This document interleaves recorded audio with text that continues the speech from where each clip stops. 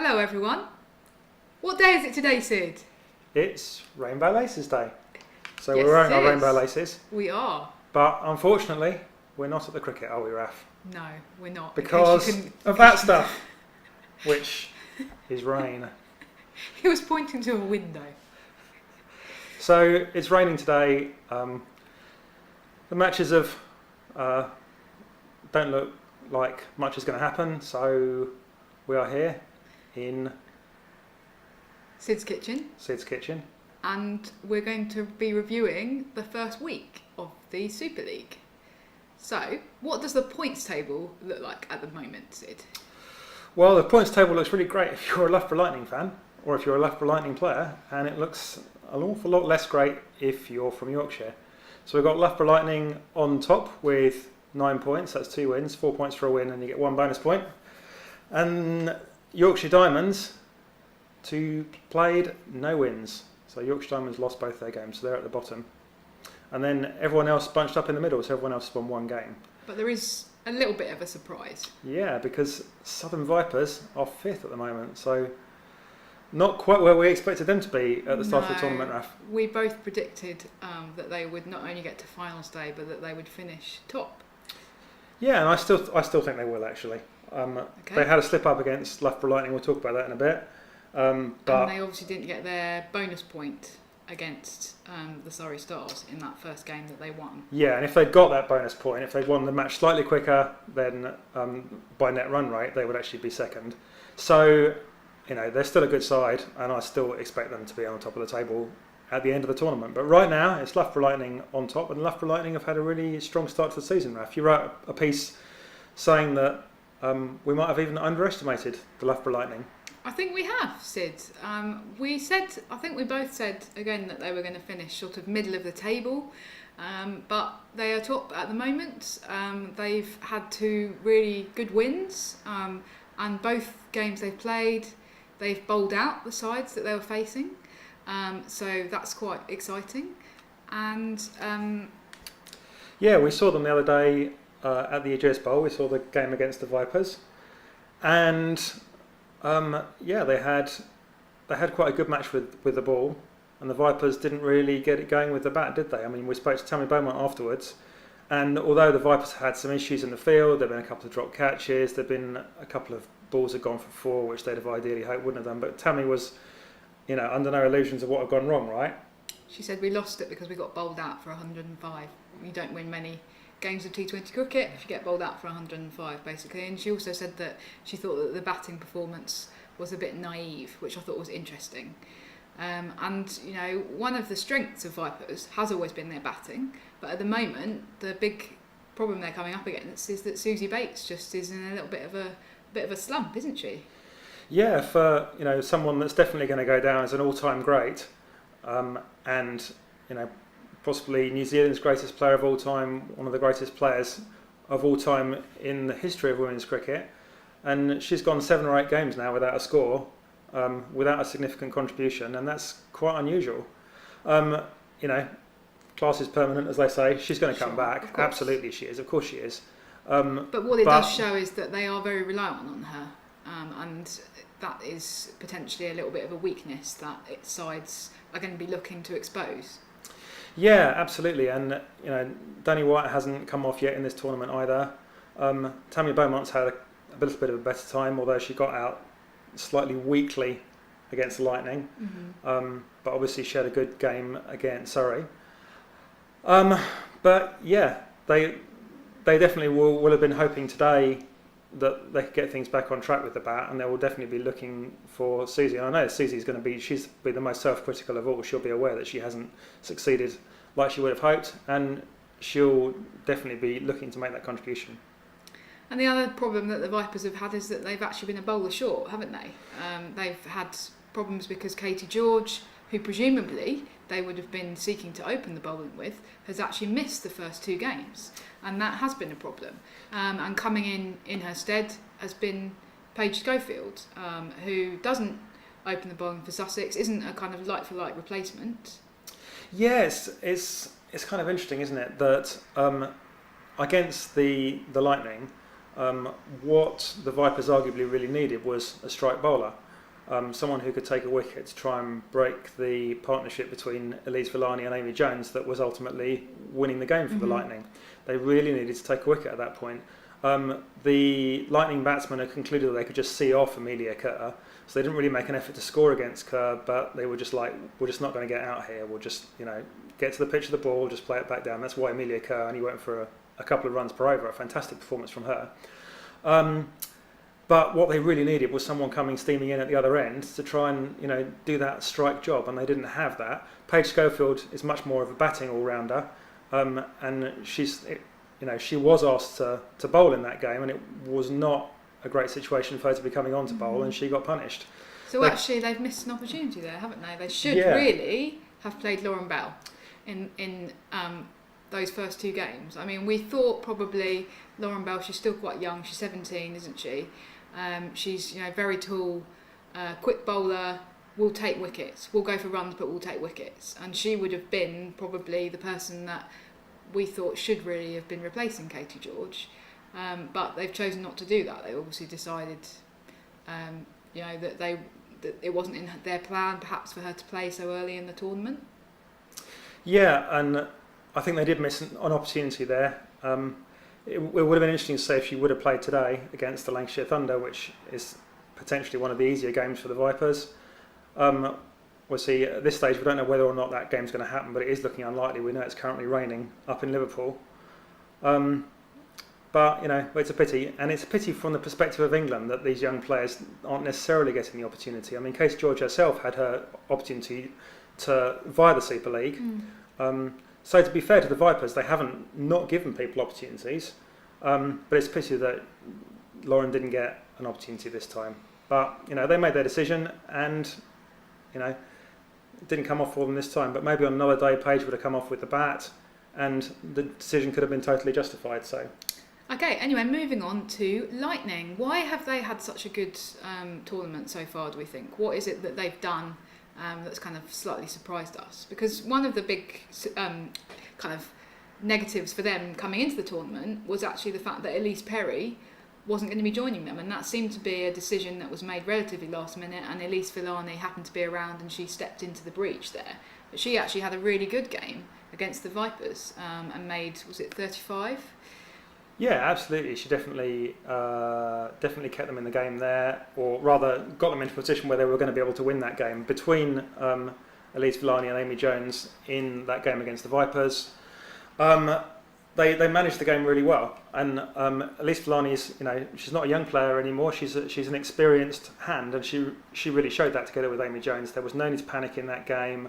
They needed 5.2 and over. It was quite remarkable looking at the scoreboard how much it kind of the scoreboard stayed around that 5.2 and over, because they were going, this is what we need, this is what we're going to get. And until the last couple of overs of that game, they stayed just on track, and that's good game management. It's not panicking. It's going, I'm going to keep my wicket here, and it's going to do what I need to do. We're going to win this game of cricket. Sure. And they did that, and that was Elise Villani and Amy Jones's experience really coming through there. They're both experienced players now, and they did a really good job there. And then obviously the other thing about Lightning is that they seem to have a really impressive sort of slow bowling attack, much of which is made up of bowlers that a lot of people won't be so familiar with. Yeah, I mean, if we look at the bowlers that have bowled for the Lightning, we've got Lindsay Smith and Lucy Hyam, Kirsty Gordon, Sarah Glenn. So we've got a pile of slow bowlers there. Jenny Gunn as well. It's basically a sort of slow medium bowler, and that's actually been really useful. It's that it means that those ones that go through aren't going to whiz down to the boundary for four. It means there's no pace on the ball. You can't get a lot of pace unless you have to generate your own pace off the bat, and those bowlers are hard to play, and that's really been one of the strengths that they've come up there. I think that their bowling attack's done a really good job, and that's meant that the batsmen have been able to play quite a steady game. In fact, their first win against Lancashire Thunder actually made it a little bit hard for themselves. They only needed 70 odd, and they made it quite hard work of it. But because the bowlers have done a good job putting them in a position where they only needed 70 odd, then they were able to get over the line there. Absolutely. So. And in what's now kind of much more women's T20 moving towards being a batsman's game, it's so important to be able to restrict sides, isn't it? Yeah, absolutely. That anything that you can hold back. I mean, Sarah Glenn in the game against the Vipers went for only 3.5 an over. She went 14 runs, bowled 4 overs. You know, that makes a big difference in a T20 game, especially one which is not a high scoring game. Yeah. You know, and if she'd gone at 5-6 an over or 7-8 an over, then that's a whole different ball game there. Sure. So that performance was actually really important in that game, I think. Okay, and then opposite end of the table, Yorkshire Diamonds, who haven't had the best of starts, have lost both of their 2 games so far. We weren't necessarily expecting them to have a great competition, but they'll obviously still be a bit disappointed with that. Has anything particularly gone wrong, do you think, Sid? Well, Yorkshire Diamonds actually made a really good start to the tournament, didn't they? Because they put on 162 against the Storm, and we were sitting there going, "That's a really good performance." But the one caveat of that 162 was where it took place. It took place at Taunton, where all those runs were scored earlier in the year. And that's not to take anything away from that performance, because that's very respectable. But the Storm went on and then got those runs pretty easily. Yeah, they did. So 162 was probably actually under par there and maybe a little bit more misleading. And then they played their match against the Lancashire Thunder, and then they really struggled with the bat. Lauren Winfield made 28, that was the highest score in that game, and no one else kind of really got motoring. So, and they've got kind of a long tail, some genuine number 11s down towards the bottom. I think that they really, really need their Lauren Winfield, Beth Mooney, and Shmari Atapatu. They really need 2 out of those 3 almost every time to fire, and that's probably unrealistic, to be honest. I think the real problem's the bowling, though. Actually, I think that's where they've got their biggest issues. And one of the things has been that Delissa Cummins, who Australia I think predominantly see as a bowler, don't they? Hasn't really come off with the ball. She's been hit for a lot of runs. What was it? She went at 19 and over? Yeah, in the first game she went at 19 and over, she scored only 2 overs, and the second game she went at 11 and over. So she's been horribly expensive. She played on for Australia in the Tri-Series in India earlier this year as a bowler. So that's definitely, the Diamonds would have been looking for her to perform with the ball, and unfortunately she hasn't. Although it has to be said that she hit runs in the first match. Sure. So she has contributed. But the other problem is obviously Beth Langston, who is an England contracted player, and didn't bowl at all in that second game against Lancashire Thunder. Yeah, and she's bowled 2 overs in the competition, and obviously they don't feel that they're going to get anything out of her with the ball, which is a bit unfortunate, really. They've got a lot of potential talent. Obviously, Catherine Brunt, is always going to give you some good overs there. Helen Fenby is definitely a talent for the future, and she's been opening the bowling. Yeah. She's done a respectable job, but she's definitely in the early stages of her career development still. And the other bowlers, coming on later, Katie Levick has been reliable, but nothing more. It's like, against the quality of batsmen that we're facing, you need that bit more, and that's just not forthcoming at the moment from Yorkshire's attack. Okay, moving on to thinking about a bit more positive, just to finish up, which players have you been most impressed by so far, Sid? Well, we're definitely impressed with Sophia Dunkley the other day, weren't we? Yeah, which was really nice after my Guardian interview with her, that she kind of came out fighting. And I think what was really impressive about that innings in that first Surrey Stars match was that they were in a bit of a sticky situation when she was coming in. They were sort of 20 odd for 4. And she was coming in kind of further down the order, but she just didn't look intimidated at all. She just sort of was able to kind of get going right from the get-go of her innings, and just seemed very confident. And I think that when you're young, that can be something that's quite difficult to achieve, but she seems to have the right mindset, definitely. And I totally believe that we're going to see her in an England shirt within the next couple of years. Yeah, and then in the Lancashire Thunder Yorkshire Diamonds game, we also had a young player coming in a very similar match situation with the Thunder in quite a lot of trouble. It was looking like they were going to, collapse to 60 odd all out. Yeah, they were if we're honest. 25 for 4. And Ellie Threlkeld came in and she really did a good job. That's the best that I've ever seen her bat. yeah, It's by far her highest score in senior cricket. Her highest at county prior to this was 40 odd. And she did a really good job. So. Yeah, and if you can do that in a very difficult situation, then you can, what are you going to be able to do in an easier situation? I think it's so important, and I hope that Mark Robinson is watching and following these matches and kind of taking note. I mean, Ellie Threlkeld, is she the next England wicketkeeper? Well, she's definitely, in the frame. I mean, we've got 2 young wicketkeepers. We've got Ellie Threlkeld and Rihanna Southby from Surrey. Ellie Threlkeld has had less of a chance last year in the Super League because of Sarah Taylor being at Lancashire. So Sarah Taylor moving away from Lancashire has given Ellie Threlkeld a chance to really show what she can do, and she did her job with the stumpings the other day. Absolutely, yeah, really impressive. And she made her opportunity count, really.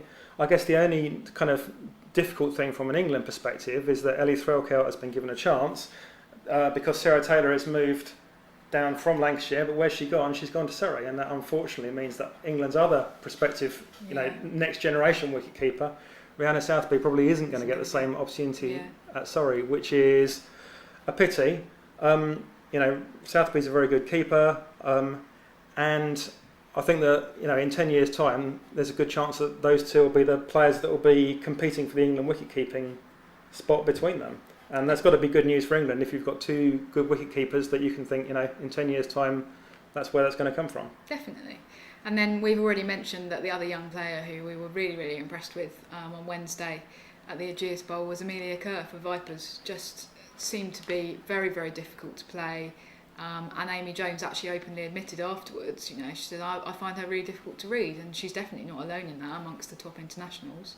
Obviously, Susie Bates is so impressed with her and is actually kind of looking to bowl her in the power play, which I think is, and she's definitely, a really, really exciting prospect. Yeah, I mean, when you're, where is she, 17 years old? 17, 18 now? yeah. Oh, 17 still. 17. And when you're that age and, players, quality international players are looking at you going, we're just going to see her out, we're just going to get rid of her and work on the other batsmen.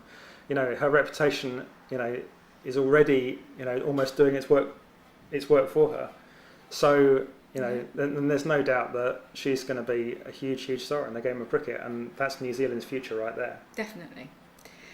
Well, it's still early days in the competition, obviously. We're only a week in, and it's expanded this year, so it could all change over the next few weeks, and we're really excited to see what happens.